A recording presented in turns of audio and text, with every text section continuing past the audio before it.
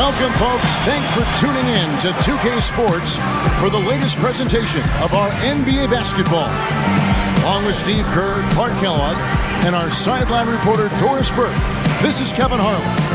And now a quick check of our starting lineups for both teams. And one of the players we'll be seeing in this one, Luol. Deng is a versatile small forward, Kevin, able to do so many things that help you win games. He can score in transition. He can knock down that jump shot off of one or two dribbles. And then a very engaged defender who's got length and really good fundamental technique at that end of the floor. I agree wholeheartedly there. And he's also a nice complementary scorer. I mean, able to knock down the spot-up jumper, a steady 15 to 18 points per game score, pretty much his whole career. Rock solid and steady. Last time these two teams met, it was the Cleveland Cavaliers who came away with the W against Milwaukee. That win, of course, breaking the tie in this season series. They lead 2-1. And a lot of their scoring in that win came from unexpected places, from guys who don't typically get a lot of minutes. And you know what? Those guys on the bench, they practice every day too, even if they don't play every night. And that night, they were ready. You know, it's really hard to say that Lady Luck hasn't been smiling on the Cavs in the past few years. LeBron was lost a few years back, but ever since then, they've had tremendous luck in the NBA draft lottery and had the first overall pick in 2 of the last 3 years. He's going to keep banging those home if you give him that much space. And Milwaukee has possession. They're moving on after the tough loss they took at the hands of the Warriors. You know, on an ordinary night, I think they would have come out on top in that game. That's how well they played, but they just happened to run into a club that was playing at the top of its game. And Steve, I think they get the win if that game had been at home instead of on the road. Going back to what you said about the Cavs, great luck for them indeed with 2 number 1s in 3 years. That's definitely how you turn a franchise around. Well, you got to make sure you hit on those draft picks. And as of right now, I would say only Kyrie Irving is a sure thing. Dion Waiters, the jury's still out. Tristan Thompson looks like a nice player. He's getting better. And we'll find out with Anthony Bennett. First quarter of play with about a minute and a half gone. A shot by Knight, no good. You can see why the defense is willing to let him take that shot. That's really not his range. Misses the wing Jerry. It looked like an easy 2 points right there. You know he's kicking himself for that. And the foul called on Brandon Knight. That's foul number 2 for him. Terrific defensive play to cut him off and square up. And he took a shot. Excellent toughness to get in there and make a play. I love that kind of work. And that one's good by G. Now Sessions. His last outing, he had 18 points. Knight. 1 second left. And that concludes the first quarter of play. Coming up this Friday, March 28th, Paul George and the Indiana Pacers take on John Wall and the Washington Wizards. Make sure to catch it.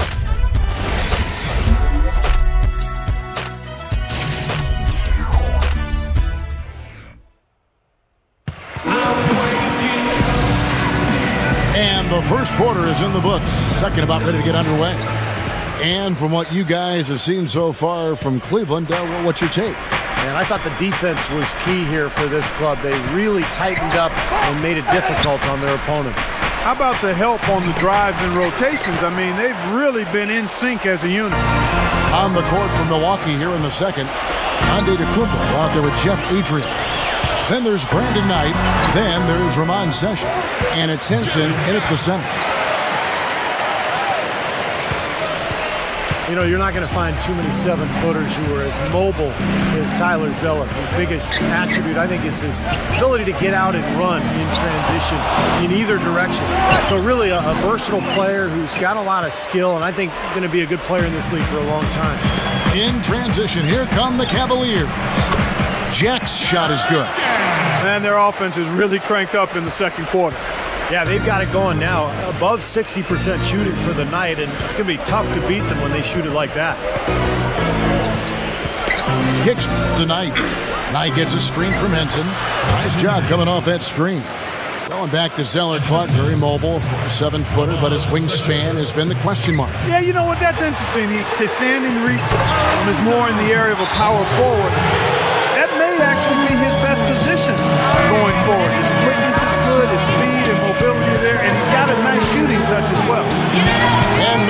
calls their first time out of the game. He needs to get them back into a flow offensively. Things have gotten stagnant for them. They're starting to force some of these shots. And that can snowball on you. One guy takes a bad shot, then another guy does, and then you're missing back-to-back-to-back shots. All of a sudden, you have no rhythm and you're self-inflicting wound. Looking at who's out there now for the Cavaliers. Spencer Hawes is checked in for Tyler Zeller. Dang comes in for Anderson Varejao. Carousel is checked in for Alonzo G. And Dion Waiters subbed in for C.J. Miles. That's 2 bombs in a row from long range. A shoddy defense there. Far too slow to react on the closeouts. Now 8 seconds separating the 2 clocks. Sessions against Jack. Sessions no good. I'd love to see them impose their will a little bit more on the backcourt. Usually that's a great way to take control.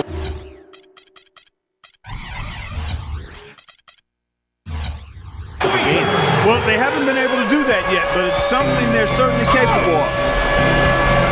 Feeds it tonight, and it's Dion Waiters with the foul. That is his first foul of the game. Looked to me like the defender didn't get squared up and get his feet set. Good work by the officials. A nice call. That play can be tough to judge sometimes.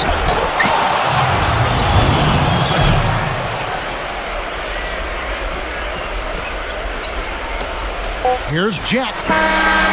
No good. That'll do it for the first half. Cleveland ahead, up by 12. We'll see you. And now, brought to you by Sprint. So good to have you along on 2K Sports.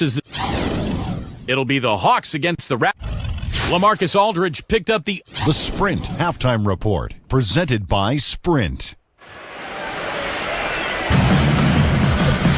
And as we begin the second half, first half wasn't even close, guys, and we'll see if there is a comeback on our hands or more of the same as we get the third quarter started.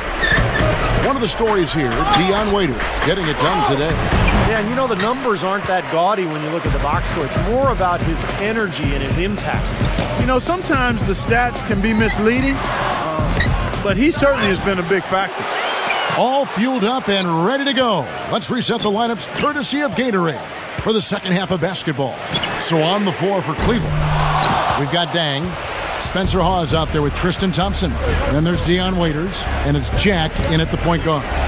I think you have to be physical to be a dominant player in the NBA, but Spencer Hawes shows that you can also be effective without being kind of a grinder inside. He's a very skilled passer and shooter, even from the block, and that's what makes him such a good asset on this team.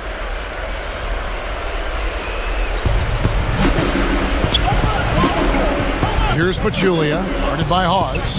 5 to shoot. Fade away.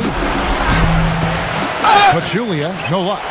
Going back to Hawes, he is in a banger down low, but his ability to stretch the defense quite with his outside shooting and passing more than makes up for it. And, he might not be the prototype in terms of what a dominant player in the NBA looks like, but he'll always find a spot on the roster and be a long-term player because when you have his size and can find the open guy and hit open shots, there's always a job for you. And yes, sir, that one drops. 12 straight points coming off three-pointers. I mean, somebody do something defensively. Well, I agree with you. I mean, who's going to step up? They're rolling out there now, so you got to get in their chest, make them uncomfortable, and try to deny those looks. Ilyasova is screen on Deng. Here's Knight. He feeds it to Pachulia. And the foul on Jarrett Jack. That's his first foul.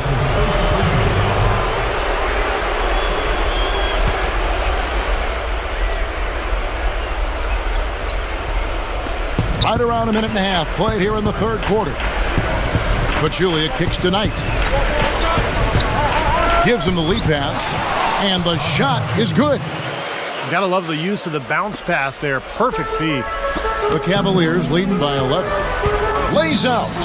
And that'll be Cleveland as it goes out of bounds. Cavaliers retain possession. 17 seconds left in the third quarter of the game. There's the bucket. Good. Third three in a row right there. Adjustment time for the defense, guys. For Milwaukee, they have made their only other free throw attempt today in an earlier trip to the line. The first one falls. Oh my gosh, I just got that. Knight hits them both. Oh my gosh, I just got that. And here is Jack, averaging 9 points per contest. Dang off the pick from Hawes. 4 seconds left. Shot is off. The defense better not make a habit of giving him that shot. I mean, he doesn't miss many of them. Well, through 3 quarters of play, down double digits, it may be difficult to overcome. Tune in this Thursday, March 27th. And we're rolling here again with the fourth quarter. Might not come down to the wire, but you never know. And a closer look here at the scoring breakdown for the Cavaliers. So far, they've turned in a fantastic performance from the three-point line. It's been a weapon all game. The other thing that jumps out to me is just the big number of assists they've had. The offensive efficiency has been a major factor. On the floor for Milwaukee, starting the fourth quarter. Inside, it's Ilyasova and Pachulia. Brandon Knight is out there with Walters, and it's Middleton, and it's the small forward. Good job creating an easy bucket there. For the Cleveland Cavaliers, they come in off the loss to the Rockets. They came out flat that night and could never really get it going. Not their best effort for sure, Clark. No, I agree with you. And I thought maybe they could find somebody to come off the bench and give them a spark, but it didn't happen. Miles the pass to Verja. Dang, defended by Middleton. Takes the three. Dang with the bucket. Dang's got 9 points now in just the second half. Well, that just adds to what's probably an already insurmountable lead. I think they'll be walking out of here with a pretty easy victory. Steve, I think that's a given. Here's Walters. Thompson with the block. For Cleveland, they've gone 2 of 4 from the field since we started the final quarter of play.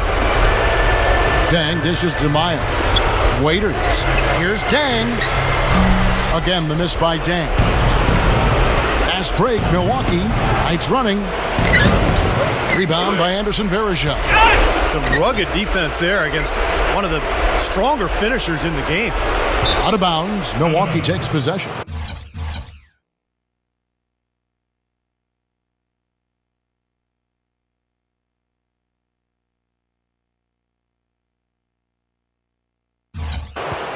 Not a difficult pass. You'd think they could keep it in bounds. A platoon swap here for Milwaukee.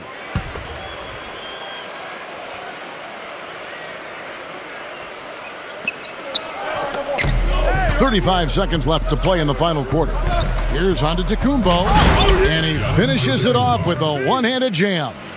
The defense just couldn't recover in time. Yeah, the D pretty much went brain neutral on that one, Clark. Wouldn't Yes, you? sir. I like that phrase. Yeah, I don't use that phrase very often, but to me, that's what happened. He shifted the brain into neutral. Yes, he did. That was embarrassing. Now a timeout called by Milwaukee. They're behind by 13. 29 seconds left in the fourth quarter. A different look now for Cleveland.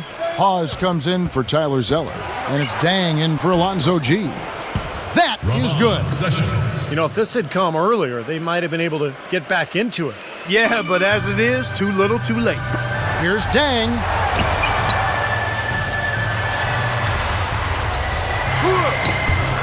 Battles through traffic and lays it in. And the Cavaliers lead by 13. Well, they're going to walk out of here with a win and send this crowd home happy. A very solid performance in a lot of areas for them. What a great play to sacrifice his body and take the hit. Yeah, I thought that was excellent awareness and anticipation to beat him to the spot there. Knocks it loose. That's out of bounds to the Cavaliers as Cleveland retains possession. 23 seconds of shot clock. It's stolen by Antetokounmpo. The dish to Henson. No good off the back of the rim. You know, he's so confident, sometimes to a fault. And that showed right there. That's a bad shot. Exactly. I mean, that's self-inflicted damage right there. There are a lot better options than what he took.